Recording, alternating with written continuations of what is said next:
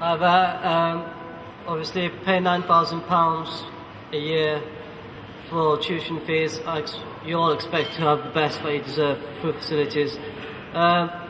With the sports centre, using the budget from the university, I'm sure that we can manage to put some few things aside and increase, lower the prices that we pay right now, which is a bit of just a bit over the top, really.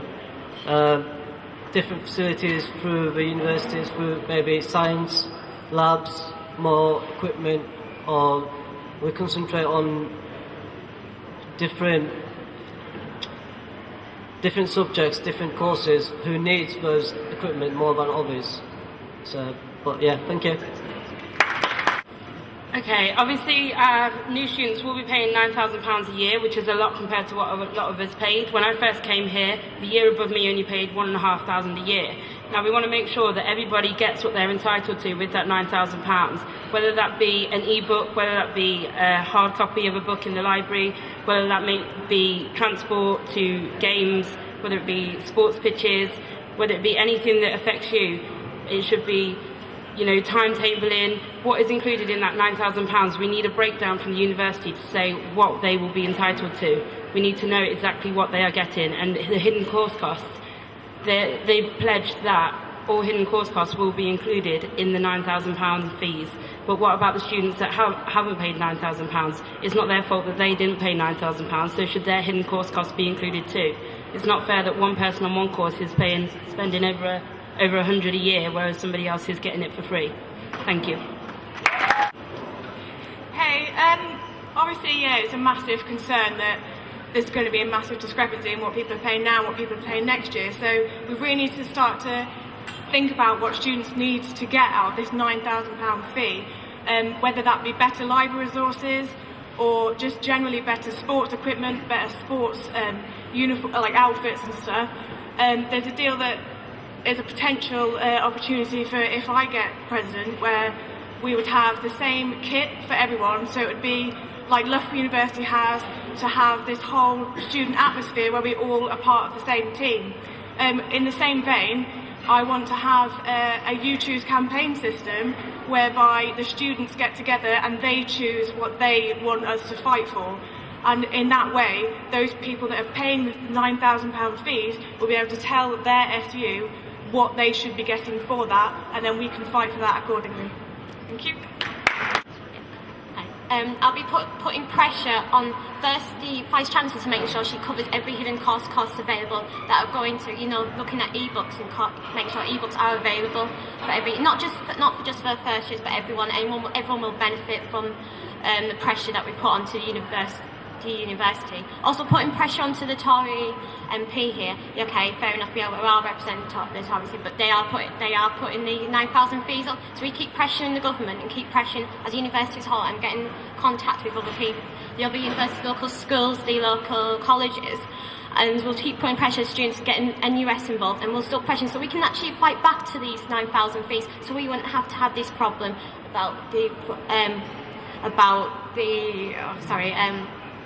hidden cost cuts, but making sure at the end of the day is every student is getting what everything needs, where it's from, and they should not be paying like £25 for the lab coats to e-books, to anything like that. Anything, they should be getting it anyway, regardless of the cost. Thank you. Well, first I'd like to point out one of the previous points in my manifesto, which is student discount for the atrium. That's a big thing I want to push through for all the students. It'll help ease them with the money situation as it is. But also I want to pay very close attention to course quality. I mean, if the students are getting what they're paying for, then technically they shouldn't really be paying for it. For instance, we also should update the library. The computer systems are slow, so around exam periods we should be bringing in like extra servers or updating the RAM just so the computers run more smoothly, and just paying more close attention to the quality of the course which students are getting.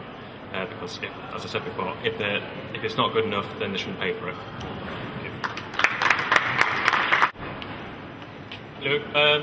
Basically, as I've said, I'm hopefully trying to support library expansion, hopefully get that done within the next few years. I'd also like to work closely with tutors to make sure some courses aren't cut from the academic budget. I'd also like to increase academic book resources within the library, and hopefully, obviously, the library expansion should do that. And obviously, improving the social side of sports and societies should hopefully make people feel that their money is being well spent in what they're investing in. Well, if I was elected, the first thing I want to do in my term of office is get members from our department in the NUS, members from the actual staff, each dean of the school if possible, and the vice-chancellor's team around one table, and to come to the meeting with an open list of what they want from each section of the society. In this thing, we will come to an agreement we can all abide to, and then we will publish this so you can all see where your money is going. If that £9,000 is so important to each university in this country, then it should merit £9,000. You should get exactly what you're paying for. And if you're not, I'm going to do my job to push them harder, and vice versa. Thank you. Hi, so basically next year students are going to be paying about £6,000 more. That £6,000 more should cover the things that they need in their course. So if you're an art design student, you need to make dresses, the materials should be included in that. You shouldn't have to go and buy that more. If you're a media student, the money that it costs to go on location and film something, that should be covered as well. Lab coat should be included as well. And in the library, if you need a book, it should be there, or an e-book should at least be available. If you can't get it, then why should you be paying £6,000 more? Accommodation needs to be better as well. Obviously, if you're paying, is it one grand in total? I don't know the exact cost for the on-campus, but that needs to be improved as well. In my first year, that we went a whole year without any blinds, and why should you be paying for something that you're not getting? Oh, and finally, just better communication so students know what they can tell what they want. They can tell the uni what they want from out of their money.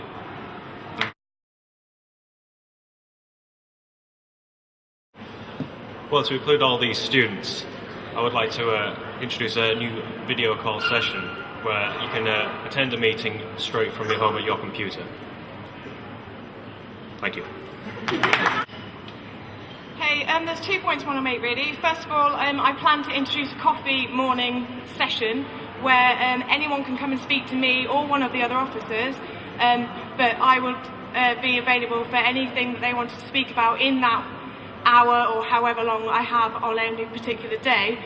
And obviously because that's in the day, they'll be able to have more time to attend that instead of waiting till the evening appointments and meetings.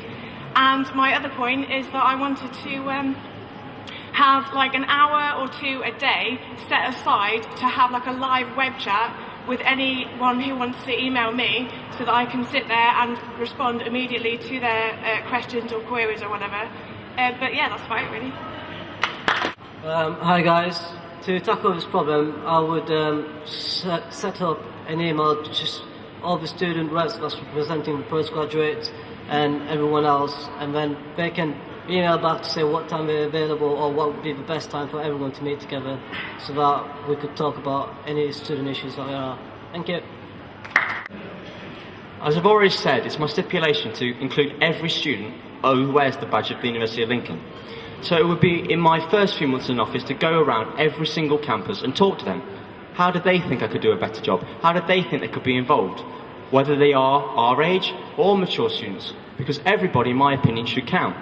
To do with the whole problem about transport as well, I would try to liaise with the local bus companies, transport companies. I can't change their timetable, but the one thing I can do is try and make sure that you as students are at least aware of the situation, so then you can accommodate this, and I can accommodate this around my plan.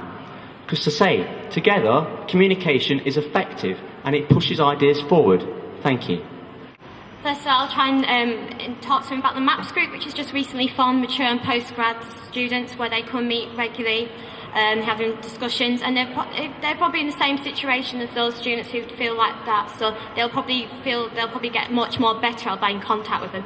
Also, the issue closing at 6, well, there's lots of sports and societies that go on past 6 o'clock, and I feel like if they want to play part of a society, then they can go along. But also communication, we'll communicate more with email, like are like going fast, and also improving the website itself. One thing I want to do is probably just be able to, students can comment and get the feedback as well, especially when it comes to student council issues, to say if we know what's going to be talked about, they can put their issues before and we can discuss what they want to say beforehand. Okay, with regard to mature and postgraduate students, I have been working with them this year to increase their amount of representation. We have been working with the MAPS groups, as Gemma's just stated. That's just had the relaunch, so that's great. We are currently in the process with the graduate school at the moment, starting up the postgraduate council. Now that hasn't lifted off yet. We've had one meeting so far, and that's worked out quite well so far. So we're only going to develop on that, and obviously if I was re-elected, then I would continue with that, and I would try my hardest to make that the best it can be. In terms of commuting students, I don't have a solution for that right now, because I think the best way to tackle it is by asking them exactly what we can do for them. The best thing would be to do, how can we communicate with you rather than just emailing you all the time and just, spamming you with these union updates. Why don't we speak to them, ask them what they want, ask them how they want it to be communicated with. Maybe it could be a forum, maybe it could be an online event, but whatever we do, it needs to be what they want and not what we suggest. Thank you. There's many ways you can improve the way mature and postgraduates feel involved in the Students' Union. But the main way is to just ask them what they want, whether that's a drop in 1 hour, 2 hours a week for them to drop in, give their opinions. Them hours could change each week, so it gets different people on different courses being able to come in and give their opinions. Or it could be online. It's just generally about asking them what best fits them, and it's getting it at different times and looking at their timetables and finding what's the best time for them. Thanks. Hello. Well, quite plainly, I just listen to you and try my best to try and sort out your situation. And I would try and do my best for you.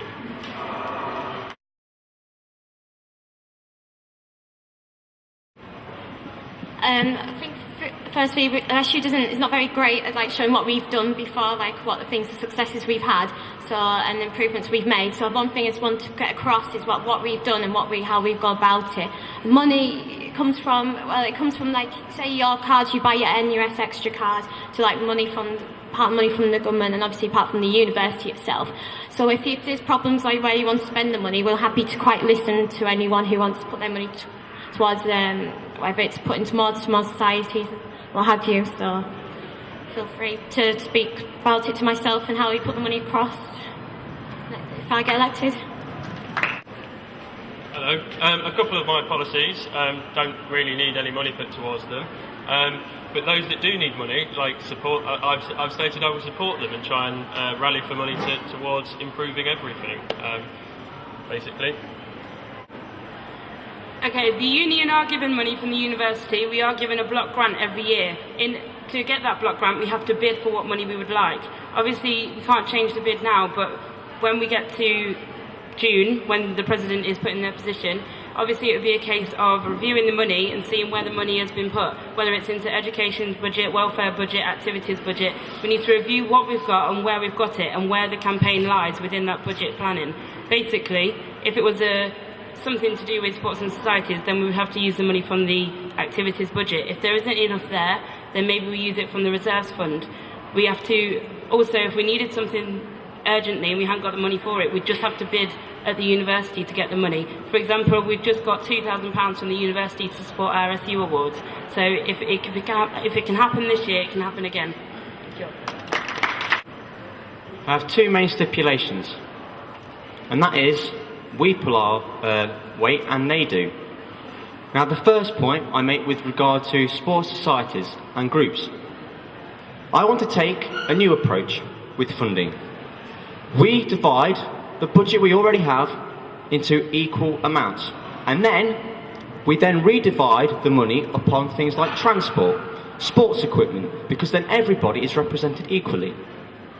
But that, I say, comes from the grant we've already got. But there are also things, as I say in my community policy, like Raise and Give. You don't ever hear anything about Raise and Give as a society, but I know they do things, but we need to promote money in this accord. We have to take the money we've already got and reinvest it more wisely, instead of careless spending. Instead of spending on things like publications that hardly anybody reads, reinvest the money in areas you should actually, use it for. It's things like this that you can take the same amount of money you've already got and reinvest it elsewhere. It doesn't take a lot of genius to do it, but it takes planning. Thank you very much.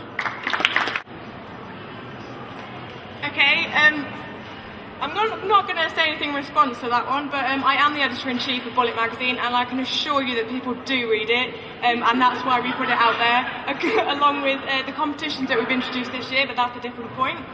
In terms of answering the question, you'll find that my policies in my manifesto don't actually cost a lot of money, they cost time that I'm actually willing to give for as part of my position as SU president. The only thing that does cost money, or may cost money, is my employment strategy to get companies locally to give our students opportunities in their businesses, but I'm sure that a deal can be worked out within the budget we already have, because it's not big money, and it wouldn't cost a lot anyway. Thank you.